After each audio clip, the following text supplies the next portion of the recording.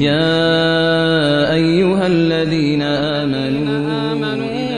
إذا نودي للصلاة من يوم الجمعة فاسعوا إلى ذكر الله وذروا البيع ذلكم خير لكم إن كنتم تعلمون. الحمد لله رب العالمين، والصلاة والسلام على سيدنا وحبيبنا محمد وعلى آله وأصحابه أجمعين. ئیمانداران و خواناسانی بەڕێز، وتاری جمعەی ڕابردوو لە خزمەت جەنابتان و مسلماناندا باسی کۆچکردنی پێغەمبەرمان کرد صلی الله عليه وسلم لە شاری مەککەوە بۆ شاری مەدینەی پیرۆز و پڕشنگدار. لەگەڵ بیستنی ئەو باسانەدا هەر یەکێک لە ئێمە ئیماندار لە ناخەوە دەهەژین و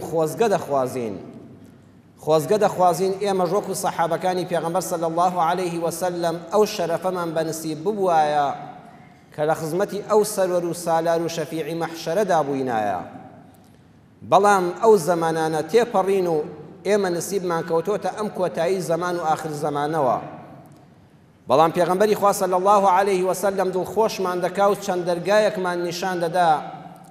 بەجێبەجێکردنیان ئینسان دەچێتە ئاستی سەحابەکانی پێغەمبەرەوە صلی الله عليه وسلم وەکو کۆچکردوانی لێدێ.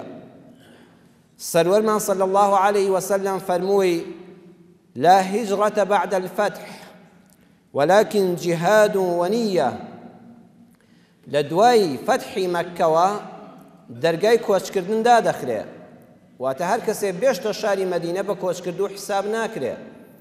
لە دوای فەتحی مەککە و ڕزگارکردنی شاری مەککەوە هیجرەت و کۆچکردن کۆتایی پێهات، بەڵام دووشت دەمێنێتەوە هەتا کۆتایی زەمان بۆ ئومەتەکەم. ئەو دووشتە بەڕاستی کۆچکردنە بۆ لای خوا و پێغەمبەری خوا صلی الله عليه وسلم.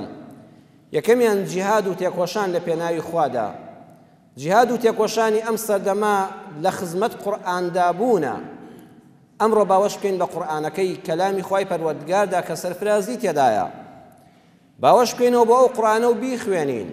لە ماناکەی تێبگەین، گوێی بۆ بگرین، بڵاوی بکەینەوە، منداڵەکانمان فێر بن و بە منداڵی خەڵکی تری بگەێنین. خوا لە قورئانە دەفەرمێ: وەجاهدهم به جیهادا کەبیرا. مفەسرینی قورئان دەفەرمون مەبەست لە قورئانی پیرۆزە، گەورەترین جیهادێک ئەوەیە خزمەتی قورئانی پیرۆز بکەی، لە خزمەتی دابی. دووەمیان وەنیە، نێت و کردەوەی باش. نێتی باش بەرهەمی باشی دەبێت. ئینسان خۆ هیچ دەسەڵاتی نەبێت دەتوانێت نێتی دڵی خاوێن کاتەوە. ئەو وەختەی نێتی دڵت بەرامبەر بەخوا و بە پێغەمبەر و ئەم دینە و مسڵمانان خاوێن دەکەی، ئەوە تۆ لە ڕیزی کۆچکردواندا دەبی. جۆرەکانی کۆچکردن لە موتارەدا بەویستی خوای گەورە باز دەکەین. هەر یەکێک لە ئێمە بەڕێزان دەتوانێت بچێتە ئاستی مهاجرین و کۆچکردوانی خزمەت پێغەمبەرەوە صلی الله عليه وسلم بە یەکێک لەم کارانە. یەکەمیان کۆچکردنی کرداری. پێغەمبەری خوا صلی الله عليه وسلم لە صحیحیندا فەرموودەکە هاتووە کە فەرموویەتی: المهاجر من هەجر ما نهى الله عنه. ئینسانی کۆچکردو ئەو کەسەیە کە واز لەو شتانە دێنێ کە خوا نەهی لێکردوون. ئەگەر ڕەفتارێکت تێدایە و شریعەتی ئیسلام نەهی لێکردووە وازن لێهێنا، وەڵی دەچێ ڕیزی کۆچکردوانی خزمەت پێغەمبەرەوە صلی الله عليه وسلم. لە مسند ئیمامی ئەحمەدە فەرموودەیەک وەردەگرین لە عەمری کوڕی عەبەسەوە کە دەفەرمێ: ئەتەیت رسول الله صلی الله عليه وسلم. ئەم پیاوە دەفەرمێت چوومە خزمەت پێغەمبەری خوا و عەرزم کرد: من تبعك على هذا الأمر. ئەی پێغەمبەری خوا صلی الله عليه وسلم، چێت لەگەڵە بۆ ئەم ئیسلامەتیە؟ فەرمووی: حر وعبد. ئینسانی ئازادم لەگەڵە، ئینسانی کۆیلەی وەکو بیلال و سوهەیب و ئەوانەشم لەگەڵە. وتم: ئەی پێغەمبەری خوا صلی الله عليه وسلم، مەل ئیسلام؟ ئیسلامەتی چییە؟ پێم بڵێ بە یەک دێڕ بۆ مۆسف بکە. ئەمەی کە تۆ دڵی من دینی ئیسلامم لەلایەن خواوە هێناوە و کۆتای هەموو دینەکانە، پێم بڵێ ئیسلامەتی چییە؟ پێغەمبەری خوا صلی الله عليه وسلم فەرمووی: الإسلام طيب الكلام وإطعام الطعام. بەم نیو دێڕە بەم چوار کەلیمەیە وەسفی کرد. فەرمووی ئیسلامەتی بریتیە لە زمان شیرینی، لە بەخشینی خواردن بە هەژاران. هەمومان دەتوانین جۆری یەکەممان تێدا بێ بەویستی خوا زمانت شیرین بێ. هەر کەسێ زمانی چەندە شیرین بێ لەگەڵ دەوروبەریدا ئەوەندە بەشی لە ئیسلامەتیدا بەهێزە. هەر کەسێک خوارژ ماڵ و سامانی دایە و پارویەک نان لە خۆی زیاد بوو، دەستی توێی چوو ڕەزیل نەبوو، دەستی سەخاوەتی هەبوو، ئەوەندە زیاتر لە ئیسلامەتی وەریگرتووە. ئیسلامەتی فەرمووی طیب الکەلام وإطعام الطعام، نەرمونیانی و قسە شیرینی و زمان خۆشی لەگەڵ بەخشین و بەخشندەی و سەخاوەت. وتم ئەی پێغەمبەری خوا مەل ئیمان، ئەی ئیمانداری چییە؟ ئەوە ئیسلامەتی، ئەی ئیمان چییە؟ فەرمووی الصبر والسماحة، فەرمووی دووشتە بە دووشە وەصفی ئیمانی کرد. فەرمووی هەر کەسێ ئەم دوانەی تێدا بێ ئەوە نیشانەی ئەوەیە خۆی گەورە دڵی پڕ کردووە لە ئیمان. یەکەمیان ئارامگرتن، زۆر ئینسان سابیر و خۆڕاگر بێ لە بەردەمی میحنەتەکانە کە بەسەریا دێت چۆکدا نەدا و زوو نەلەرزێ، پشتیوانی خۆی بەخوای پەروەردگاری خۆی قایم کا و ئاسۆی لێ ڕوون بێ. ئینسانی سەبرگر نیشانەی ئەوەیە ئیمانداری چاکە. چەندە ئیمانەکەت بەهێز بێ بەڕێزەکەم ئەوەندە ئینسان ئارامگر دەبێ، ئەوەندە ئەو ئیمانە ئارامی پێ دەبەخشێ. دووەمیان ئەسسەماحە، لێبوردەیی. لێبوردەیی من والله ئەعلەم لەم فەرمودەیەوە لە خزمەتی ڕەسوول الله صلی الله عليه وسلم ئەگە بێئەدەبینەکەم وا تێدەگەم. لێبوردەیی ئەگەر لەسەر ئاستی تاک بە بریتی بێ لەوەی چاوپۆشی لە یەک بکەین، عوزر بۆ یەک بێنینەوە بۆ هەڵەکانی یەکتر، دڵمان فراوان بێ. ئیمان بریتیە لە سەماحەت، واتە چاوپۆشی دەکات لە زۆر شت، نایانکا بەشتی زەق. ئیمانی ئیسلام، ئیمان و ئیسلامەتی ئێمە بەڕێزان سەماحەتە، واتە شتەکان قورس ناکە. هەر کەسێکتان بینی دینی ئیسلامی لەسەر قورسکردن، کرد بەخوا ئەم دینە زەحمەتە بکرێ، ئەوە بزانە لێ حاڵی نەبووە. هەر کەسێک ئیسلامەتی وا پێگەیاندن کە جگەل لە موەسسەساتی تەوحید و یەکتاپەرستی نەبێ کە دەستکاری ناکرێ، دینی خوای بۆ خەڵک ئاسان کرد، ئەوە نیشانەی ئەوە تێگەیشتووە. چونکە هەموو خەڵکەکان دواتر دەبێ بگەڕێنەوە سەر ئاسانکاری. ئەوە تا وڵاتێکی وەکو سعودیا چەند ساڵە بە ناوی ئیسلام و شەریعەتی ئیسلامی و عقوباتی ئیسلامی مەنعی ئافرەتی کردووە سارە لێ بخڕێ. چەند ڕەمزی مسلمانانی ناشرین کرد لە چاو ئەمریکا و ئەوروپا و ئەوانەدا، دەیگوت ئیسلامی ئێمە ڕێگەی نەداوە ئافرەت سارە لێ بخڕێ، دەیگوت ئەوە دینە. کەچی ئێستا خۆی لێ پەشیمان بۆ تۆڵەن نەوەڵا دەبێ ئافرەتانیش سارە لێ بخڕن. ئەی بۆ چەند ساڵە بە ناوی دینەوە وات دەگوت. خەڵکانێکە بوون چاکەت و پانتۆڵیان پێ حرام بوو، ئێستا خۆیان لە بەریاندایە. خەڵکانێکە بوو کامیرەی تەسویرات و ئەمانەیان پێ حرام بوو، چەند ساڵێک دژایەتیان کرد، ئێستا خۆیان هەیەنە. بۆیە دینی ئیسلام بەس لە چوارچێوەکەی مەچۆ دەرەوە، دینی ئاسانکاریە، دینێکە خۆشیەکان و بەرهەمەکانی ژیانت لێ قەدەغە ناکە، وا لێ ناکە قەتیست کاوڵێ بەخوا ئەم دینە بە من هەڵناژیرێ. نەخێر دینی ئیسلام سەماحەتە. ئیمان یعنی سەماحەت و لێبوردەیی و چاوپۆشیکردن لە کۆمەڵشتی سەردەمی بەرگی ئیسلامی بەبەراکە. تۆ مسلمانی کە و ئیمانداریکە. عرضم کرد ئەی پێغەمبەری خوا صلی الله عليه وسلم ئەی الئیمانی ئەفضەل، چی ئیماندارێک، چی ئیمانێک لە هەمووان باشترە؟ فەرمووی خولق حەسەن، ڕەوشتی جوان. هەر کەسێ ڕەوشتی جوان بێ باشترین ئیسلامەتی و دینداری جێبەجێ کردووە. بۆی ئیمامی ابن القیم ڕەحمەتی خوای لێ بێ لە مەدارج السالیکینە لە بەرجی دوودا لە لاپەڕەی 294 فەرمێ الدين كله خلق فما زاد عليك في الخلق زاد في الدين. دين أخلاقا چند أخلاق جوان تربية وخوا بشد على أخلاقي جوان أو اندزياتر بشد بدين إسلام وهايا. أم صحابة فرمي هو أم برسيارة نملا بيغنبري خوا كردو أو سرورة بسنجي فراوانا وولامي داموا ولامي شي كرتو بخد وتم أي بيغنبري خوا أي الهجرة أفضل فرمي أن تهجر ما هجر ربك چکوش کردنێک وتم ئەوانەی کە دێن بۆ خزمەتی تۆ نیشتیمانی خۆیان وڵاتی خۆیان بەجێدێڵن کامە لە هەمووان باشترە. فەرمووی ئەو کەسە هیجرەتەکەی باشە کە وازی لەو شتانە هێنابێت کە خوا نەهی لێ کردووە. کەواتە خاڵی یەکەم بە هەر یەکێک بە بەخۆی دابچێتەوە یەکێ لەو سیفەتانەی کە تێماندایە و ئەم شەریعەتی ئیسلامە نەهی لێ کردووە وازی لێبێنە تۆ دەچێ ڕیزی کۆچ کردوانەوە. دووەمیان سەحابە نیشتیمانی خۆیان بەجێهێشت. ئێمە هەوڵ بدەین لەو بێشەرعیانەی کە تێدان خۆمان ڕزگارکەین. عیزی کوڕی عەبدولسەلام کە سوڵتان العولەماءە پیاوێکی زۆر زۆر زانا واریع و بوێر و دلێری ئیسلام بووە. عیزی کوڕی عەبدولسەلام لە کتێبەکەی خۆیدا شەجەرەة المعارف والأحوال وصالح الأقوال والأعمال لە لاپەڕەستی 183 دا دەفەرمێ الهجرة هجرتان هجرة الأوتان وهجرة الإثم والعدوان. کۆچکردن دوو جۆرە. جۆرێکیان بەجێهێشتنی نیشتیمانی خۆتە لە پێناوی خوا و پێغەمبەری خوادا بڕۆی بۆ لای شوێنە کە دینەکە تێدا ئازادە. جۆرێکیان بەجێهێشتنی گوناه و تاوان و دەست درێژیکردنە سەر ماڵی خەڵکە. دەفەرمێ ئەفضەلهما هجرة الإثم والعدوان لما فيها من إرضاء الرحمن وإرغام النفس والشيطان باشترین شتێک ئەوەیە باشترین هیجرەت ئەوەیە تۆ نەفسی خۆت پێداچوونەوەی بۆ بکەی پاکی بکەیتەوە لە گوناه و ئەگەر ماڵی خەڵکیت خواردووە دەستی بۆ نەبەی هیچی تر ئەو کەسانی غەش دەکەن لە معاملەدا وەرە لەم مانگی محەڕەمەدا واز بێنە لەوەی کە غەش بکەی هیچی تر لە معاملە و لە موسڵماناندا والله تۆ پلەکەت وەکو ئەو کەسانەی لێرێکە بۆ لای خۆ پێغەمبەری خوا نیشتیمانیان بەجێهێشتووە چ فەزیلەتێکی گەورەیە یوسف سەلامی خوای لەسەر بێ وازی لە کۆشک هێنا بۆ ناو کەلاوە نانا بریار لە کۆشکەوە بۆ کەلاوە بوویایە بۆ ناو سجن فەرمی ڕەبی السجن ئەحەب إلي مما يدعونني إليه خوایە کۆشکی عەزیزی مسر بەو هەموو ڕازداوەی و تێر و تەسەلی و پۆشتە و پەرداخیەوە مادام بێ شەرعی تێدا بێ و شکاندنی حرمەتی خەڵکی تێدا بێ خیانەتی بە ناموسی خەڵک تێدا بێ بەجێی دێڵم دەچمە سجن هەڵدەبژێرم حەوتانە ساڵ بەبێت تاوان لە سجنا قبوڵی کرد نەک لە کەلاوەیە لە کۆشک بووە کەلاوە لە کۆشک بووە سجن ئێمەش دەتوانین کۆمەڵە شوێن هەیە کە بێ شەرعی خوای تێدا دەکرێ بڵێ خوایە لەبەر خاتی تۆ ئەو مەکانە ئەو شوێنە بەجێ دێڵم پێغەمبەری خوا صلی الله عليه وسلم لە صحیح مسلمە بەژمارە فەرمودەی 2948 دەفەرمێ العبادة في الهرج كهجرة إلي الهرج يعني الفتنة واختلاف أمور الناس بەندایەتی کردنی خوای پەروەردگار لەو کاتەدا کە خەڵک هەر یەکە ڕووی لەلایەکە خەڵک هەمووی باوەشی کردووە بەم دنیادا وا دەزانێ قیامەت نییە هەموو ئەسبابەکان دەگرینە بەر و خالقی ئەسباب کە ئەڵڵایە خەڵک لە بیری دەچێتەوە ئەو وەختە تۆی برا و خوشکی مسلمان باوەشت بە ئیسلامەتی داگرت و عیبادەتی خوات کرد والله بەڕاستی ئەو کەسە وەکو چوو بێ بۆ خزمەت پێغەمبەر صلی الله علیه وسلم وایە چەند جار بەڕێزت گەنجێکی پیرێکی ژن و پیاوێکی گیرفانت بەتاڵە ناتوانانی عومرە بکەی ئەها کە حاجەکانمان بەخێر بێندێنەوە هەمومان چاومان پڕ دەبێت لە فرمێسک کە دەڵێت چوومە دیداری ڕەسوول الله صلی الله عليه وسلم ڕوحمان بە قوربانی بێ و سەلامم لێ کرد ئای چەندە ناڕەحەتین کە من و تۆ بۆمان نەکرا بەڵام لەو کاتەدا وەرە عیبادەتێکی خوا سنەتێکی پێغەمبەر زیندووکەوە خۆشەویست فەرمووی کە هیجڕەتین ئیلەیە وەکو بە قاچت هاتووی بۆ خزمەت من ئاوا خوای گەورەی حسابت بۆ دەکا ئاوا پێغەمبەر لێت ڕازی دەبێ خزمەتی دایک و باوکمان بکەین ئەگەر ئینسانێک لە خزمەت دایک و باوکیدا نەبووە وەرە لێرەوە دەست پێ بکە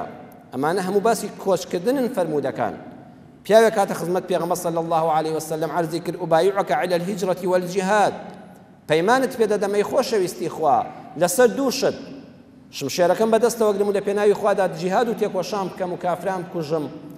دووەمیشیان هیجرەت بکەم ماڵ و حاڵم هەمووی بە قوربانی ئیسلام دەکەم بەجێیان دێڵم و دێمە خزمەت جەنابەت پێغەمبەری وتیشی ئەبتەغی الئەجڕ من الله غەیری ڕەزامەندی خوا هیچ شتێکم ناوێ ئەی پێغەمبەری خوا نە ماڵ و سامان نە پلە و پایە نە ناو و ناوبانگم لەم پێناوەدا ناوێ بەس خوا لێم ڕازی بێ پێغەمبەری خوا صلی الله علیه وسلم دیارە لەو کاتەدا جیهاد پێویستی خەڵکی نەبووە وسەیری ئەو ئینسانەشی کرد ئەمە عاتیفەیەکی کاتی گرتوویەتی ها ئینسانی وایە جاری وایە لە کتوپڕا دڵی گەرمدا دێ دەڵێم هەموو ماوەکەم دەبەخشم بەڵام پاشی سعاتێک لەوە دەچێت سار بێتەوە خۆشەویستی خوا سەیری کردو ئەم پیاوە لە خوتبەیەکی پێغەمبەرا چۆن دڵی گەرم بووە بەڵام ئێستا ماڵەکەی بەجێ بێڵێ و بێتە مەدینە ئیدارە ناکا با دواتر پاشگەز نەبێتەوە بۆیە قەد ڕەسوول الله دەستی بەخێرەوە نەدەنا ئەم پیاوە حەزی لە خێرە بەڵام ئەمەی پێ ناکرێ نە لە شولاری جیهاد و تێکۆشانی بۆ خوا هەیە نە ماڵ و حاڵیشی پێ بەجێ دەیەشرێ ئەوە دڵگەرمی سعاتێکە بۆیە پێغەمبەری خوا نەیویست ئەم دڵگەرمیە بەزایە بچێ فەرمووی فەهەل من والدەیکە ئەحەد حەی تەریخیشی نەکردەوە فەرمی ڕۆڵ ئەمە بە تۆ ناکرێ نە ئەمەشی پێ نەوت فمن پرسیارێکت لێ دەکەم دایک و باوکت هیچیان ماون وتی نعم كلاهما بەڵێ هەردووشیان ماون بە ساڵا چوون و پیرن فەرمووی فەتەبتەغی الئەجڕ من الله زۆریشت حەز لێیە خوا پاداشت بداتەوە وتی ئەرە بەخوای پێغەمبەری خوا هیچی ترم ناوێ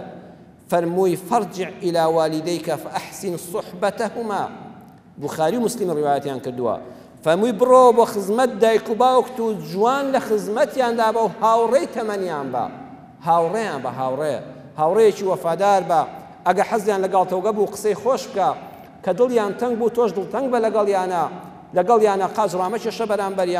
بەرامبەریان فیشەی جگەرن نەیە و گاڵتە بە قسەکانی باوکت بکەی کە دایک و باوکت نەسیحەتیان کردی بڵێ دایەگیان لەسەر چاوان لەسەر سەران ئاوە هاوڕێیەکی دڵسۆز بە بۆیان فەرمووی بەخوا ئەمە خوای گەورە ئەجری ئەوەت بۆ دەنووسیە لە پێناوی خواشم شەرت ڕاکێشا بێ و لە پێناوی خوادا ماڵ و حاڵت بەجێهێشت بێ دەکرێت لە ماڵەکەی خۆتە ئاوا لە خزمەت دایک و باوکە پیرەکەت دابی بەڕێزان ئەمڕۆ بەداخەوە سەردەمێکە ئەوەتان لە خەڵوتگەی پیراندا ئەو هەموو خەڵکانە بەخوا هەیەنە بە ساڵاش نەچووە پیس و پەڵۆخی ژنیە لە ناو شەش حەو کوڕا کەس بنێ بە خێویکە لە کاتێکە بزانن دڵی ئەو دایک و باوکە چۆن بۆ ئەولاد دەکوڵێ. دکتۆر سەلمان بن فەهد العۆدە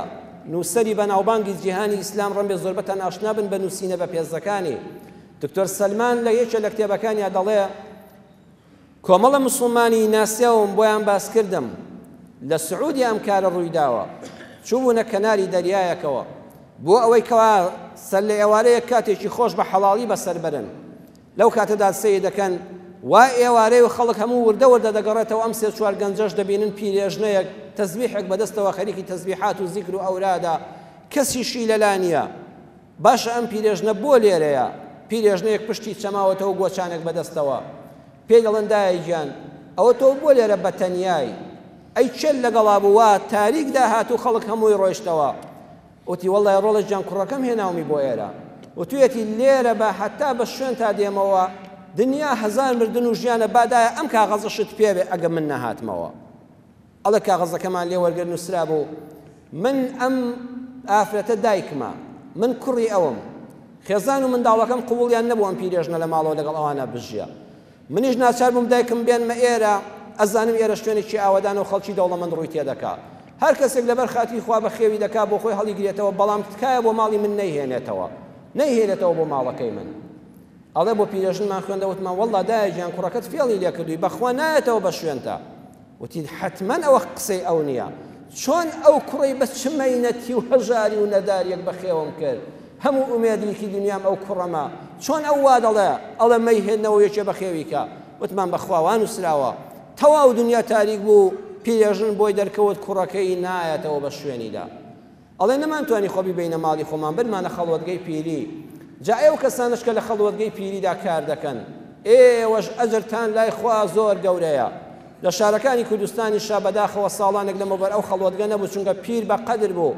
ئێستا ئەوە کراونەوە ئێوە کەسانی مۆزەفی ئەو دائیرەیەن ئینشاءالله بە جوانی لە خزمەتی ئەو پیرانەدا بن وەڵڵا چۆن خزمەتی دایک و باوکتان دەکەن خێرە بەو خوایە قیامەتتان سەرفرازە ئێوە بە شەرتێ بە حورمەت بن لەگەڵیاندا زمانتان شیرین بێ ئێوە لە جیاتی ئەولادەکانی ئەوانن خوا ئەو ئەجرەی بە نسیبیەوە کردو دەستی هەموو کەس ناکەوێت. ئەڵە برمانە خەڵوەتگەی پیری چەند جارێک تەلەفۆنمان بۆ کوڕەکەی کرد وتی من پێم وتون هەر کەسێ هەڵی دەگرێتەوە تەلەفۆنم بۆ نەکەو حەقم نییە بەسەریەوە. ساڵێکی پێچوو لە خەڵوەتگەی پیریەوە پەیوەندی بەم کوڕانەوە دەکرێت چونکە ئەوان تەسلیمیان کردەوە ئیمزایان کردووە وتیان ئەو پیرێژنە زۆر هیلاکەوە لە سەرمەرگایە وەرن داواتان دەکات چون بۆ لای سێ جار قورئانێکی لابوو بەرزی کردەوە وتی لەبەر حرمەتی ئەو قورئانە کوڕەکەم بۆ بێنن ئەڵێ لەبەر حرمەتی قورئانەکە چوین ماڵەکەیمان دۆزیەوە پێم وت دایکت بانگت دەکا وتی کاکە وازم لێ بێنن من ژن و منداڵەکەم لەدەست نادەم و تازە دایکم هەردەم لێ وازی لێ بێنن ئەوان اختیاریان داومێ یان من یان دایکم واز لێ دێنم. بەڵێ لەو کاتەدا دەڵێت چوینەوانە وتمان وەڵڵاهی نایە ئەڵێ زۆر بە کوڵ پیرێژنەکە گریا بە هیچ شێوەیەک هێواش نەدەبەوە لەو سەرە مەرگەدا کە ڕەنگی مردووی لێ نیشتبوو پێمان وت دایە گیان وەعد بێ ئەولادی خۆت چیت بۆ دەکا وابزانێ ئێمە ئەولادی تۆین وەعد و بەڵێن بێت چیت دەوێ بۆت بکەین ئەوەی تۆ لەم کوڕەت دەوێ وەعد بێ ئێمە ماڵەکەشمان هەمووی دانابێ بۆت بکەین. وتی بەخوا هیچم ناوێ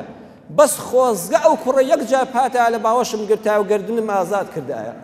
پێم وتای ڕۆڵە گیانگەرنت ئازابێ با قیامەتت بەهۆی منەوە نەسووتێ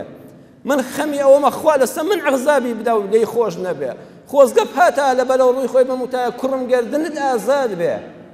بەڵە خۆشەویستان ئەوە دڵی دایکێکە کە کوڕەکەی دەری کردووە فڕێی داوەتە بیابانێک و نزیک دەریا هێشتا دەڵێ خۆزگە خوا عەزابی نەدا لەسەر من خۆزگە قیامەتی ئاوەدان بێ و گردنی ئازاد کەم دەڵێ دوای ئەوە پیرێژنەکە مرد و شارەوانی ناشتی. ئەمڕۆژ لە وڵاتی کوردستانی ئێمەدا ئەوانەی دایک و باوکتان ماوە فرسەتێکی زیێڕینە ئەگەر حەزب بە خزمەتی پێغەمبەری خوایە صلی الله علیه وسلم خۆزگە دەخوازی وەکو سەحابەکان بی وەرە ئەم ڕێبازە بگرە بەر وەرە لە خزمەتی دایک و باوکی بەتەمەندا بە و دڵیان خۆشکە. سێمیان دەتوانی لە ڕێگەی ئەوە ببی بە کۆچکردو کە کاسبی حەڵاڵ بکە و زەکاتی شەرعی بدا. ئەبی سەعیدی خودری لە فەرمودەکەی ئیمامی بوخاریدا بە ژمارە فەرمودەی 1452 إمام مسلم للصحيحة بجمال فرمودي 2809 فرمي أبي سعيد خدري فرمي أن أعرابيا سأل رسول الله صلى الله عليه وسلم عن الهجرة كابلا يكبر سياري لبيغمبر إخواكر وتي هجرته كوش كردن شونا مالو حالم بجير يلمون اجتماني خوم بجير يلمون رولا غريبي دكم دێمە خزمەتت ئەی پێغەمبەری خوا فەرمووی وەیحەکە ئینە شەئنەها شەدیدون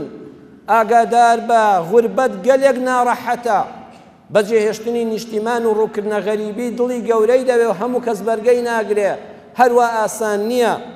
بەڵام پێغەمبەری خوا سەیری کرد ئەم پیاوە کابرایەکە نیشانەی کار و کەسابەت و شوانی پێوە دیارە بە جلوبەرگ و دار و گۆچانی ئەوە نیشانەی ئەوەیە شوانی حوشترە و لە بیابانە ماڵاتی هەیە نەیویست ئەم خێرە سارد بێتەوە فەرمووی فەهەل لەکە من ئیبلین تؤدی صەدەقەتەها حوشترێکت هەیە کە بتوانی زەکاتی ماڵەکەیان لێ بدەیت لەو ئاژەڵەی کە خوا پێبەخشیوی زەکات دەدەی ساڵانە کابراوەتی نەعەم بەڵێ ئەی پێغەمبەری خوا ئەرە بەخوا هەموو جار زەکاتی خۆم دەدەم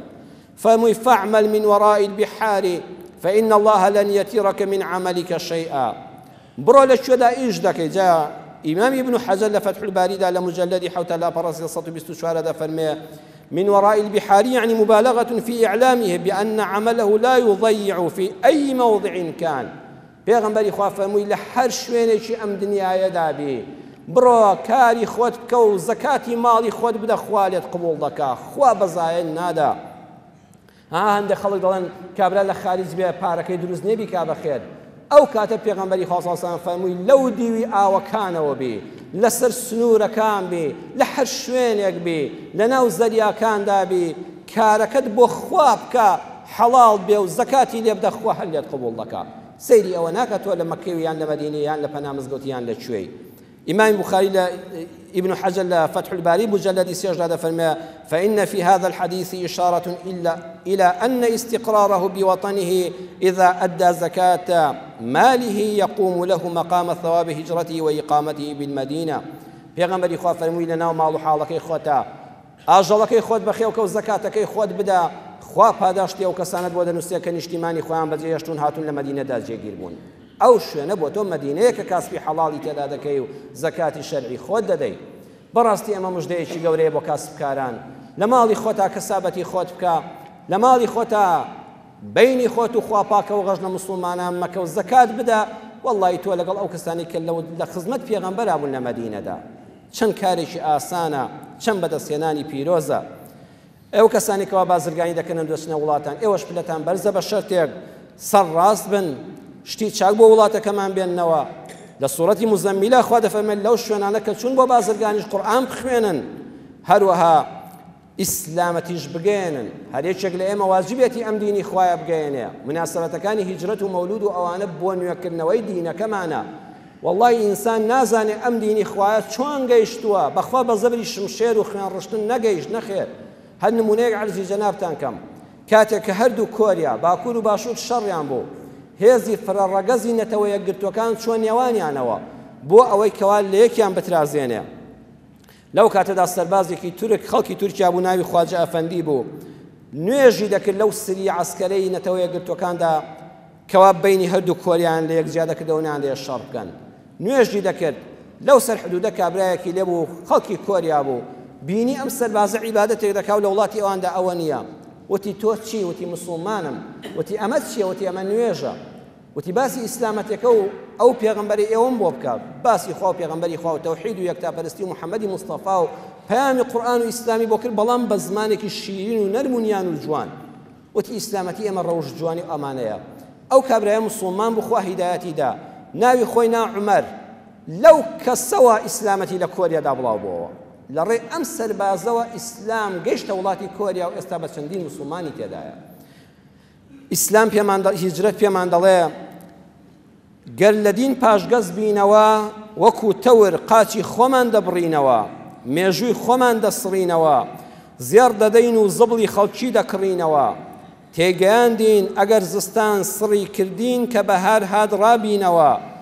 زانکۆ و بازاڕ و پەرلەمان گرێ بدەین بەم دینەوە مادام ئومەتی ئیقڕە بین لە ئەمریکا و لە چینەوە بەری زانست بچنینەوە هیجرەت دەڵێ لە هەر سەردەم و هەر شوێنێ ئەم ئومەتە واز لە پەیامەکەی بێنێ چاوی خەو زۆری بۆ بێنێ لە کاروانی میلەتانە جێبمێنێ ئەسپی عەقڵی خۆی تاو نەدا و لە کاردا خۆی نەڕەنجێنێ نەوتی خواکردی بفرۆشێ و کاڵای خەڵک بۆ خۆی بێنێ دەرزیەک بەرهەم نەهێنێ زاڵم هەر باری لێبنێ و بیڕەتێنێ زاڵم هەر باری لێ بنێ و بیڕەتێنێ ئەمیش سەری دانەوێنێ ئەو ئومەتە ئەبێ کاری هەر کورد بێنێ هەر بڵێ خۆزگەم بەدوێنێ. کۆچ کە عومەری فاروق ڕەزی الله عنه کردی بەسەری ساڵی کۆچی بەڕاستی و جوانی پێکا فێری کردین ئێمەی موسڵمان ساڵانە چەند کۆچێکمان دەوێ کۆچی ناخ و دەروون بۆ چاکی و پاچی کۆچی گەشت و سەیران بۆ موسڵمان جوانە خەڵکێک پێی سەیرە فڵان کەس چۆن بۆ گەشتێک چۆتە فڵان وڵات و ئەوەندە پارەی سەرف کردووە نەخێ دینی ئێمە پێمان دەڵێن موسڵمانان بەسەر زەویدا بگەڕێن ئەگە خوا گەورە شتێکی پێبەخشی لە خۆتا سەرفی کە جاران خەڵکی ئێمە چونکە گەرمیان و کوێستانی دەکرد ها کۆچەریەکان هەمویان لە دووشتا زۆر ساغ بوون جەستەی ساغ دەرونی بێخەم و خەفەت و ساغ ئێستا کە خەڵک هەر دانیشتووە جەستەی نەخۆش دڵ و دەرونی تەنگ بۆیە باشترین عیلاجێکی نەفسی و ئەوانە بریتە لە گەشتکردنێک ئەگە خوا ڕەحمەت پێ بکە هەلانی کەم لە ماڵەکەی خۆت بڕۆ پارکێکەوە هەفتانە کاتێک بۆ ماڵ و منداڵەکە دانە تۆزە بیان بیتە دەرەوە ئەو تۆزە کۆچکردنە و بەجێ هێشتنە شیفای دڵ و دەروون و جەستەی پێوەیە بۆچی زانستی جاران زانایان لە وڵاتێکەوە چوونە وڵاتێک بە پێ بە سواری گوێدرێژ و حشتر و ئەمانە بۆ ئەوەی خوتبەی زانایەک گوێ بگرن ئێمە چەند خەڵکمان هەیە دێتە مزگەوتە دەچێتە مزگەوتەکانی تر خۆی ئیش و کاری نییە سعاتێک لە کاتی خۆی زیاتر دەبەخشێ بۆ ئەوەی چەند وشەیەکی خێر فێر بێ ئەمەش هیجرەتی کۆچکردنە بۆ زانست جاران مرۆڤ بە پێ بە وڵاق بە ئۆتۆمبیل بەش ڕێگای ئاسنی بە دەریادا پاشان بە فڕۆکە لە ئاسمانەوە گەشتی کردووە قیبلە نمای بەکارهێناوە نەخشەی پێ بۆ سەفەرەکانی خوای پەروەردگاریش نیشانمان دەدا لە ناو ئاویشدا کۆچکردو هەیە لە ئاسمانیشدا کۆچکردو هەیە کۆچکردوەکانی ناو دەریاکان ماسیەکانن نەهەنگەکانن حوتەکانن ماسی وا هەیە چەند سەد کیلۆمەتر دەبڕێ دەچێت لە شوێنە گەرادادنێ بەشکەکانی لەوێ گەورە دەکات لەو ئاوەدا دوایی دەیانباتەوە لەگەڵ خۆیان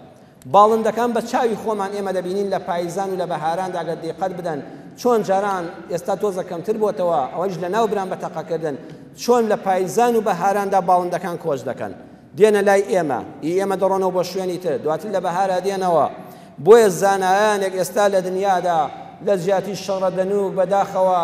خۆزگە ئێمەش میلەتەکەمان بگەیشتە سەر بەخۆی و ئەو ئاستا لە جیاتی چەلەحانەی سەر فەیسبوک و هەراو بەزم خەڵک ئاوا بەدووی کاری جواندا بگەڕایە لە وڵاتانی پێشکەوتوودا خەڵک ئێستا خەریکی ئەوەیە تەلەبەیەک نامەی ماستەر و دکتۆراکەی لەسەر چی دێنێ لەسەر کتێب نییە لە ناو محاضرەدا بۆ خۆشی نەزانێت چی دەخوێنێ بە کردار دەیسەلمێنێ باڵندەیەک دێنن بۆ نمونە دەچنە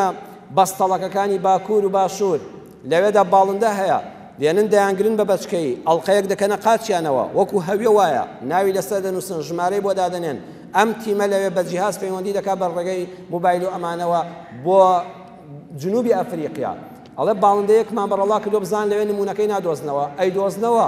هەمان هەویەکە بە قاچیەوەیەتی ئەی پێوەن چەند کیلۆمەتری بڕیوە ئەمەر لێکۆڵینەوەی زۆری ویستووە زانایان دەڵێن باڵندەی وا هەیە ساڵانە 14,000 کیلۆمەتر بە ئاسمانە دەبڕێ کۆچ دەکات هەیانە 16,000 کیلۆمەتر هەیانە 22,000 کیلۆمەتر دەبڕێ لە بەستەڵێکی باکوور بۆ جنوبی ئەفریقیا بەچکەکانی بەخێو دەکا و دواتە دەچێتەوە بۆ شوێنەکەی خۆی خێراییان 40 کیلۆمەتر هەیانە لە سەعاتێکا دەبڕێ باڵندەی وایە 40 کیلۆمەتر لە سەعاتێکا دەبڕێ بە ئاسمانیدا هەیانە 100 کیلۆمەتر دەبڕێ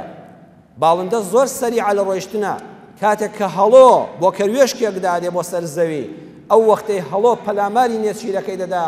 زانایان پێواویانە 360 کیلۆمەتر لە سەعاتێکا دەبڕێ ئەوەندە بە سەریعی دێتە سەر زەوی بۆیە نێچیرەکە لە دەستی دەرناچێت 360 کیلۆمەتر لە سەعاتێکا کە کەم فڕۆکە هەیە بتوانێت ئاوا بڕوە سبحان الله بەرزیان لە ئاستی دەریاوە لە ئاستی زەویەوە هەیانە 900 متر هەیانە 1500 متر هەیانە 6,000 متر لە ئاستی زەویەوە بەرز دەبێتەوە فڕۆکە 12,000 متر 12 کیلۆمەتر بەرز دەبێتەوە ئەم بەقەدەر نیوەی فڕۆکە بەرز دەبنەوە هەموو ئەم باڵندانە کاتی کۆچیان لێ تێک ناچێت بە ئەمری ڕەب العالەمین دەزانێت لە چ وەختێکا دەبێت کۆچ بکە لە چ وەختێکا بگەڕێتەوە بۆ نیشتیمانی خۆی بەخوا سەعاتی پێیە نە ڕۆژمێر و تەقویم لە باخەڵیایەتی بەس ئیلهامێکی خوای پەروەردگارە باڵندەکان بە چی ڕێگای خۆیان دەزانن جاران دەیانگوت بە ڕووبار و دەریاکان بە شاخەکان بە ئەستێرەکانی شەو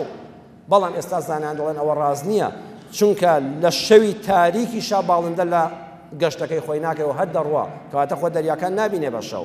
پاشان دەڵێن لە کاتی تەم و مژیشا هەر دەڕوا خۆ خۆ ئەستێرەکانی ئاسمانیشی لێ دیار نییە بۆیە باڵندەیان هێناوە تەماشایان کردووە لە بینی چاو و مۆخی سەریدا شتێکی بچکۆلە هەیە بچووکترە لە نیو میلیم چوار گۆشە نیو میلیم جابزانە میلیم چەند وردە نیو میلیم بچووکترە لە بینی چاو و سەریدایە هێزی چێشکندەی زەوی دەخوێنێتەوە بەو قووەی موغناتیسیەکە خوا لەو سەرەدا دایناوە ڕێگاکەی خۆی لێ تێک ناچێت بۆیە کاتێک کە دەیان زانایان هێناویانە باڵندەیەکیان گرتووە و خستویانتە قەفەزێکی تاریکەوە لە ناو تارەیەکە دایان ناوە 5,000 کیلۆمەتر لە شوێنەکەی خۆی دووریان خستۆتەوە بەریان داوە قاچەکەی ئەوڵقەی کەوتمان پێوەی بووە بەبێ ئەوەی هیچ کات بەو ڕێگادا ڕۆژ پێ چۆتەوە هێلانەکەی خۆی بۆ شوێنەکەی خۆی یەک مانگ زیاتر بە ڕێگاوە بۆ شوێنەکەی خۆی دۆزیوەتەوە باڵندەی بەچکیان هێناوە بەبێ ئەوەی دایک و باوکی لەگەڵا بێت لە کوێ باوک و دایکەکەی ژیاوە لێرە کە بەچکە بۆ بەڕەڵایان کردو چۆتەوە شوێنەکەی خۆی بۆیە پەروەردگارمان دەفەرمێ ربنا الذي أعطى كل شيء خلقه ثم هدى خوای ئێمە ئەو خوایە جوانترین شکڵ دەدا بە هەر شتێکە خۆی دروستی دەکا پاشان ڕێنمایشی دەداتێ وەرە بیرکەوە ئەو هەموو باڵندەیە ئەم هەموو کۆچە دەکا خواردنی خۆی بەدەست دێنێ بەچکەی خۆی لە شوێنی گونجاوە بەخێو دەکا ماڵ و حاڵ پێکەوە دەنێ ئەو باڵندەی کە لە 20,000 کیلۆمەتر زیاتر بڕوا یەکەم جار خۆی قەڵەو دەکا وەزنی خۆی پڕ دەکا لە چاوری چونکە دەزانێت ڕێگاکەی زۆر دوور و درێژە و پێویستی بە سوتەمەنی هەیە نە بەنزین تێدەکا و نە ڕۆن دەگۆڕێ نە مەتاری هەیە لەیلادا لە ماوەی ئەو 20,000 کیلۆمەتردا چاوری ناو لەشتی خۆی دەخواتەوە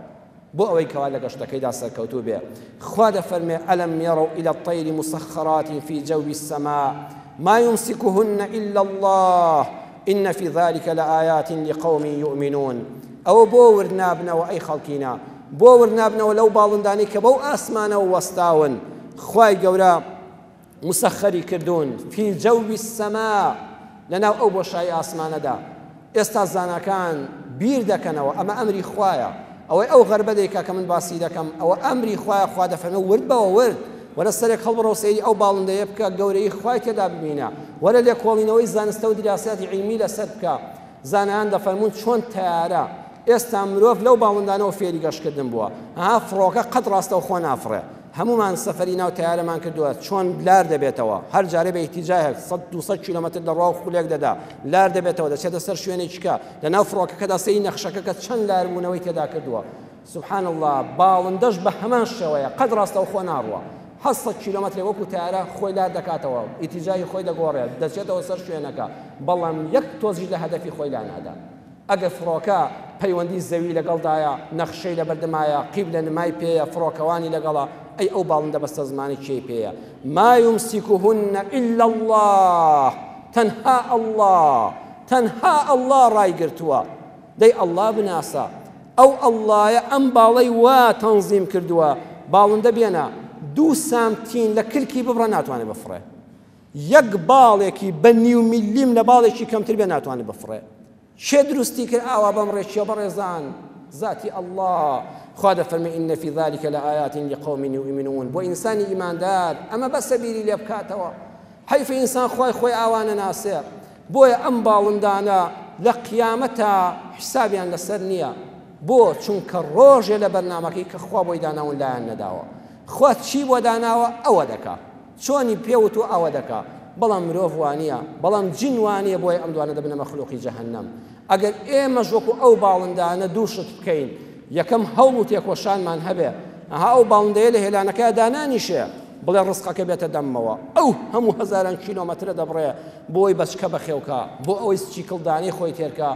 دووەم پشتی بە ڕەب العالەمین بەس تۆ دەزانێ خوا پەکی ناخە وەڵڵاهی ئێمەش سەرکەوتوو دەبین ئێمە میلەتی کوردیش ئەگەر لەگەڵ خوادا بین سەر بە خۆ دەبین با پشت بە خوای پەروەردگاری خۆمان ببەستین هەر یەکێک لە ئێمە ڕۆژانە لە ئیعلامێکەوە بەداخەوە دڵناڕەحەتی نەبوونی گرانی بێڕزقی داخستنی تیارە هەمومان پێدەوترێ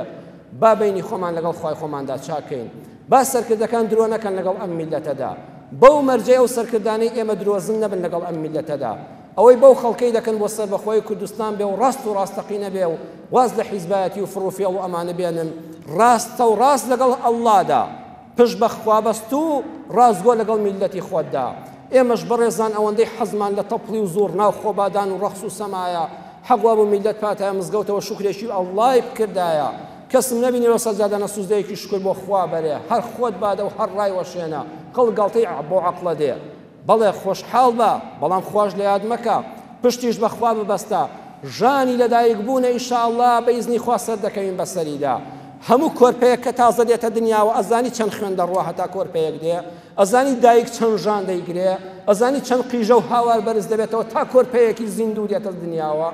میلەتێکیش کاتێک کە دەیەوێ بوونی خۆی بسەلمێنێ دڵنیا بن دەبێت ژانی لەدایک بوون بکێشێ ئەبێ ژانی لەدایک بوون هەبێ بەڵام ژانی لەدایک بوون ئینشەڵڵا نیشانی زیندوێتیە ئەم ژانانە تێدەپەڕن بە شەرتی ئێمە بینی خۆمان و خوا چاکەین بە شەرتی ئەم سەرکردانە درۆزن نەبن لەگەڵ میلەتەکەدا خوا دەرگای ڕەحمەت لە هەموو لایەکمان بکاتەوە کۆتا قسەشمان بەرەکەتی پێغەمبەری خوا صلی الله علیه وسلم مژدەکەی پێغەمبەرە کە لێیان پرسی ئەی پێغەمبەری خوا ئێمە لە مانگی محەڕەم داین ئێستا بەیانی دەی محەڕەمە خۆشەویستان ڕۆژی شەممە بەیانی دەی محەڕەمە پرسیاریان لێکرد عن صومی یومی عەرەفە پاداشتی ڕۆژی عاشورا چییە سیامی یومی عاشورا فەرمووی یوکەفر السەنەة الماضیە فەرمووی مژدەتان لێبێ